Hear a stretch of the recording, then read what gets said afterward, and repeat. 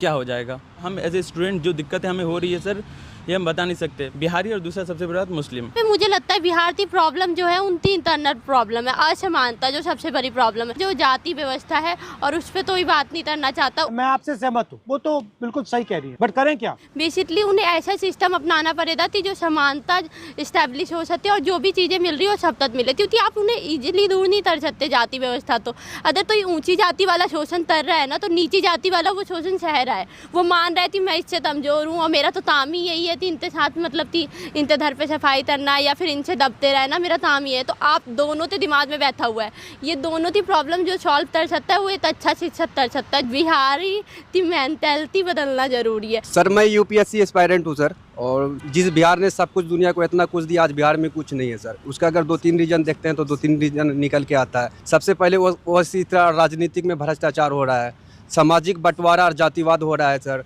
उसके बाद शिक्षा की बदहाली हो रही है, उसके बाद ढांचागत विकास की कमी है। तो शिक्षा की बदहाली ऐसा है कि सर हम यूपीएससी का तैयारी कर रहे हैं, पेपर बिहार में लीक हो जा रहा था।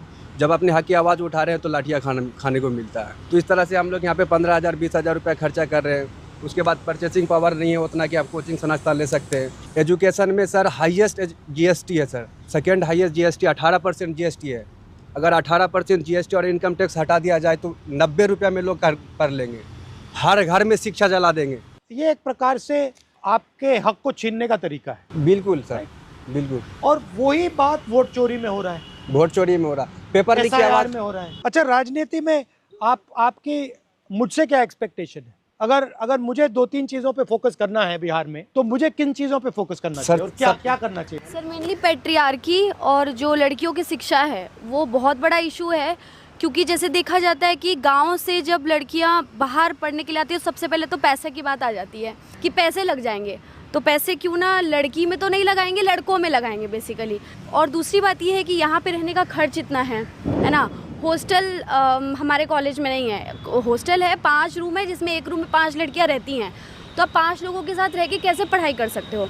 अभी हमारे कॉलेज में, मैं अम्बेडकर यूनिवर्सिटी से हूँ, रेखा गुप्ता जी आई थी एक बिल्डिंग का उद्घाटन करने के लिए, लेकिन उनको एक बार भी नहीं लगा कि गर्ल्स हॉस्टल में जाके गर्ल्स वॉशरूम में देखें कि कंडीशन क्या है। हम फोर्स देखे हम बाहर रहेंगे कुछ फ्लैट लेके या पीजी लेके, तो फैमिलीज ये सोचती है कि इतना खर्च करने से अच्छा है कि लड़कियों का एजुकेशन रोक दिया जाए।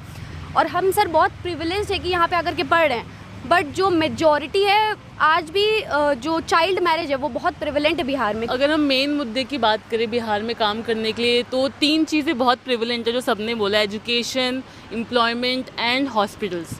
दिल्ली हॉस्पिटल